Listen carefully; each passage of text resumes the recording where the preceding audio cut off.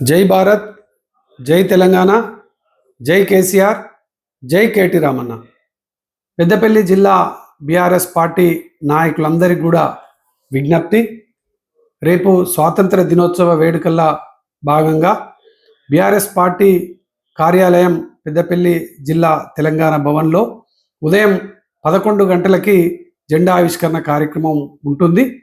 ఆ యొక్క కార్యక్రమానికి ముఖ్య అతిథులుగా గౌరవనీయులు మాజీ మంత్రివర్యులు కొప్పుల ఈశ్వరన్న గారు, అదేవిధంగా పెద్దపల్లి మాజీ శాసనసభ్యులు దాసరి మనోహర్ రెడ్డి గారు, మంతని మాజీ శాసనసభ్యులు పెద్దపల్లి జిల్లా జెడ్పీ చైర్మన్ గారు పుట్ట మధుకర్ గారు హాజరవుతున్నారు.